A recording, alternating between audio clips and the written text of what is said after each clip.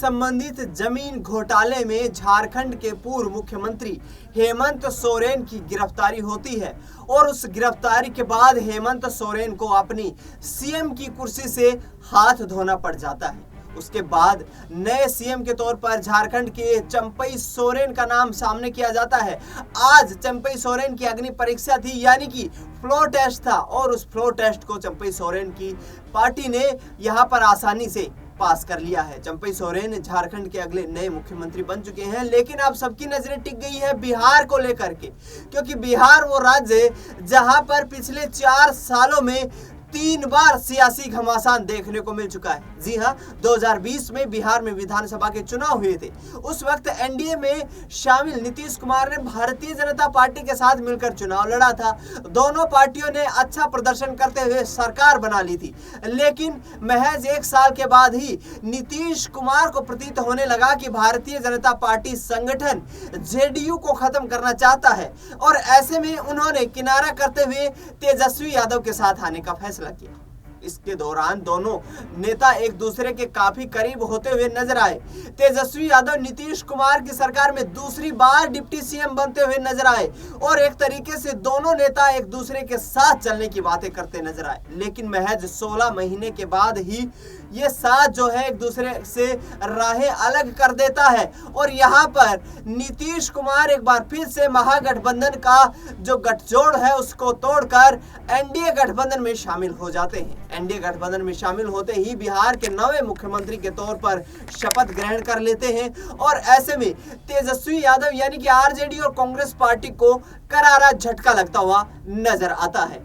अब floor test की अग्नि परीक्षा से गुजरना होगा नीतीश कुमार को भी, क्योंकि बिहार विधानसभा का सत्र 12 फरवरी से शुरू हो रहा है, और यहाँ पर अगला सत्र शुरू होने से पहले बहुमत साबित करने की चुनौती नीतीश कुमार के सामने आ खड़ी हुई है।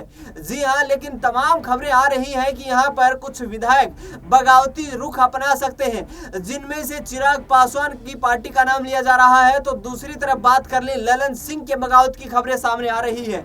जीतन राम मांझी भी सरकार के फैसले से खुश नहीं है, और भारतीय जनता पार्टी के भी कुछ नेता खुश नजर नहीं आ रहे हैं, क्योंकि इस सरकार में मंत्रियों की संख्या को कम रखा गया है। इस पूरे मुद्दे पर चर्चा करेंगे। मेरे वरिष्ठ सहयोगी अमन जी मेरे साथ मौजूद है। अमन जी, आपका बहुत बहुत स्वागत है। देश की हकीकत हमारे इस खास कार्यक्रम में आपका स्वागत है। अमन जी, पहला सवाल रहेगा आपसे कि जो फ्लोर टेस्ट की अग्नि परीक्षा में नीतीश कुमार बैठने वाले हैं, क्या बिहार के फ्लोर टेस्ट में पास कर पाएंगे परीक्षा, या फिर इस बार सपना अधूरा रह जाएगा? देखिए, बिल्कुल आपने शुरुआत में जो कहा था कि बीते 4 साल के अंदर 3 बार ऐसा हुआ जब नीतीश कुमार ने अलग अलग दलों के साथ में मुख्यमंत्री पद की शपथ ली, तो आप खुद ही अपनी बात को कहीं ना कहीं आगे बढ़ाते हुए नजर आए कि किस तरह से नीतीश कुमार जो है वो गुलाटी मार्ग का भी इस पक्ष में, गुलाटी मार्ग का भी उस पक्ष में नजर आते हैं। और ये सबसे बड़ी हार मैं कहूँगा नीतीश कुमार की इस समय नजर आ रही है, क्योंकि भले ही वो कह सकते हैं कि बहुमत साबित कर दें, लेकिन क्या सिर्फ सत्ता पाना ही अब उनका मकसद रह गया? क्या सीएम पद को बचाने के लिए वो किसी भी हद से गुजर जाएंगे, सारी मर्यादा को तार तार कर देंगे? क्योंकि वो बीजेपी के खिलाफ कहते थे कि मैं मर जाऊंगा लेकिन बीजेपी के पास में जाना पसंद नहीं करूंगा। वहीं बीजेपी कहती है, रामराज की बात करती है, लेकिन रामराज के अगर हम उदाहरण देखें तो कहते हैं कि रघुकुल रीत सदा चली आई, प्राण जाए पर बचन न जाए। तो ऐसे में बचन अपना खोते हुए नजर आ रही है बीजेपी,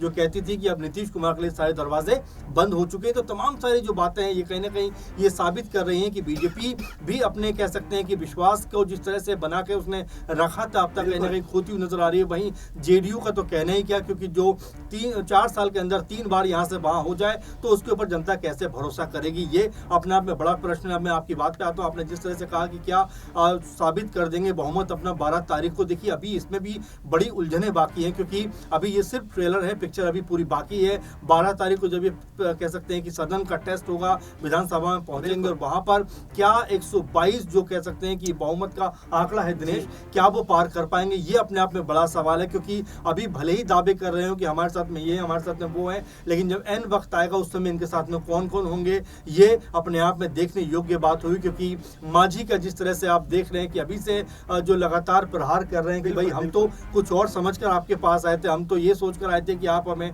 कई मंत्रालय देंगे, लेकिन आपने तो एक मंत्री बना के हमें और पूरी तरह से इग्नोर कर दिया, नजरअंदाज कर दिया। वहीं जो निर्दलीय विधायक कि उसको भी आप एक मंत्रालय दे देते हो तो हमें उसमें अंतर क्या रह गया। इसके अलावा चिराग पासवान भी खासे नाराज है, कह रहे हैं कि भाई जेडीयू को लाने की जरूरत क्या थी, हम क्या पहले से काफी नहीं थे। इसके अलावा मुकेश सहनी कहते हैं कि नीतीश जी को क्यों सीएम बनाया, आपको सीएम मांझी को बनाना चाहिए था भाई, एक बार वो सीएम रह चुके हैं, उनको अनुभव भी है। तो तमाम तरह के अलग अलग कह सकते हैं कि इसके पहलू नजर आ रहे हैं, लेकिन फिलहाल पूरे के पूरे मामले पर, पूरे के पूरे प्रोसेस पर इस समय अगर देखा जाए तो नीतीश कुमार ने जिस तरह से चुप्पी साध रखी है, जिस तरह से अपने लबों को सी लिया है, आप ये मानकर चलिए कहीं ना कहीं अंदर खाने में कोई बड़ी ऐसी बगावत चल रही जिसके ऊपर लगातार नीतीश कुमार परेशान है। क्योंकि आपने देखा कि दिल्ली आकर जब उनके खासम खास रहे ललन सिंह पीएम मोदी से मिलते हैं तो संदेश जरूर जाता है कि शायद मोदी जी ने उनको समझाने के लिए बुलाया होगा, आइए आप मेरे साथ बैठिए, ऐसा मत करिए। तो ये समझा जा रहा है जो राजनीति के जानकार हैं कि वो यानी कि ललन सिंह बड़ी बगावत कर सकते हैं। अगर ऐसा होता है दिनेश जी तो आप ये मानकर चलिए कि बिहार में जो सत्ता के नशे में इस समय चूर नजर आ रहे हैं नीतीश कुमार, उनको सत्ता से हटना पड़ेगा, उनको सत्ता से एक तरीके से बाहर आना पड़ेगा। और सत्ता से बाहर आने का मतलब है कि तमाम सारी जो उन्होंने तिकड़म भिड़ाई थी कहीं ना कहीं बहुत धाराशायी होती हुई नजर आएगी। अमन जी, जिस तरीके से पूरा पॉलिटिकल सिनारियो हमने देखा पिछले कुछ दिनों में जी, तेजस्वी यादव के पास क्या क्या विकल्प हैं, कैसे सरकार बना सकते हैं तेजस्वी यादव यदि ललन सिंह का ऑप्शन छोड़ दिया जाए या फिर जीतन राम मांझी को कांग्रेस भी ऑफर दे चुकी है कि मुख्यमंत्री बन जाइए। तो यहाँ पर तेजस्वी यादव यानी कि आरजेडी कैसे सरकार बना सकती है, हमारे दर्शकों को ये समझाइए। देखिए, पहली बात तो अगर हम आंकड़ों पर गौर करें तो 19 जो विधायक हैं वो कांग्रेस पार्टी से आते हैं, वहीं जो आरजेडी है उसके कम से कम 79 विधायक है। तो इसको आंकड़ों को अगर जोड़ा जाए तो 113-14 के आसपास ये आंकड़ा बनता है। वहीं अगर हम जो उनके साथ के जो अगर पूरे दोनों को मिला दे, वाम दल को मिला दे तो ये 15-16 का आंकड़ा बनता है, कांग्रेस और वाम दल को मिलाते हैं, क्योंकि 16 उनके पास भी हैं। तो ऐसे में 16 और अगर इनको 19 जोड़ दिया जाए तो ये हो जाता है 20 और 35 और 80 इनके पास है। तो 114-15 का जो पूरा आंकड़ा बनता है। इसके अलावा इक्का दुक्का इधर से मान लो तो ये 16-17 के आसपास तक बैठता है। तो ऐसे में इनको कम से कम 6-7 विधायकों की जरूरत है जो इनके पास में आ सके। अगर मांझी भी इनके साथ में आते हैं तो भी ये आंकड़ा लगभग 118-19 के आसपास होता है, यानी कि बहुमत से फिर भी अल्पमत में रहते हैं, 3 से 4 सीटें कम रहती है। लेकिन अगर यहाँ पे ललन सिंह इनके समर्थन में आ जाए तो ये मानकर चलिए कि सरकार बनने में फिर देर नहीं लगेगी, क्योंकि अभी विधायक कम है। तो ऐसे में ये आप मानकर चलिए कि परेशानी खड़ी कर सकते हैं, क्योंकि नेट टू नेट का मामला है कि अगर 123-24 उधर रह जाते हैं तो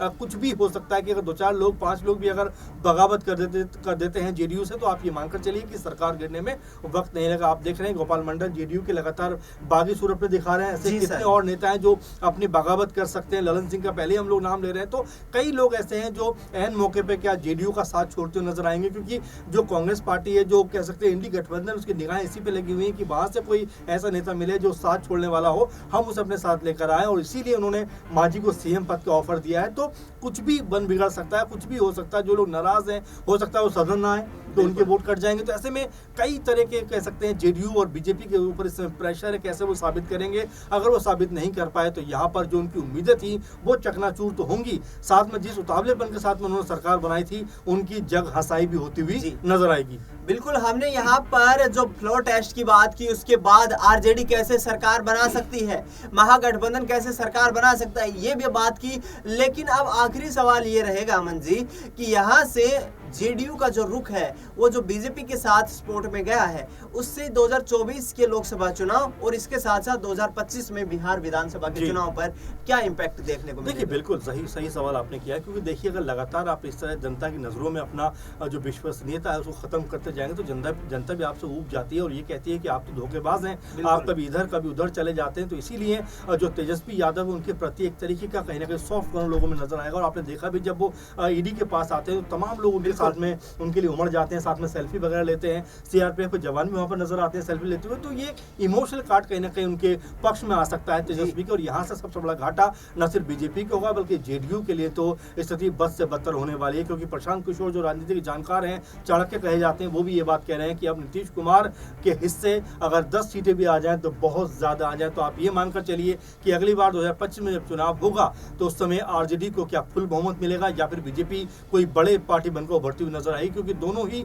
लगभग आसपास है। तो ऐसे में दोनों के बीच मुकाबला होगा और इस मुकाबले में नीतीश कुमार कहीं पीछे छूटते हुए नजर आएंगे। बिल्कुल, तो यहाँ पर नीतीश कुमार, वो नीतीश कुमार जो 2023 के जुलाई महीने में इंडिया गठबंधन का गठन करते हैं, उसके लिए सर्वे सर्वा बनने की कोशिश करते हैं। और ऐसे में अब क्या नीतीश कुमार ही उस मुहाने पर आकर खड़े हुए हैं जहां पर उनकी पार्टी का अस्तित्व डगमगाता हुआ नजर आ रहा है, क्योंकि महज 1 साल के बाद बिहार में विधानसभा के चुनाव होने हैं। उससे पहले लोकसभा के चुनाव में ये पता चल जाएगा कि जेडीयू का सियासी भविष्य क्या रहने वाला है और बिहार के लोगों में नीतीश कुमार को लेकर उनके दिलों में कितना प्रेम बचा हुआ है। फिलहाल हमारे इस खास कार्यक्रम में अमन जी आप जुड़े, आपका बहुत बहुत धन्यवाद।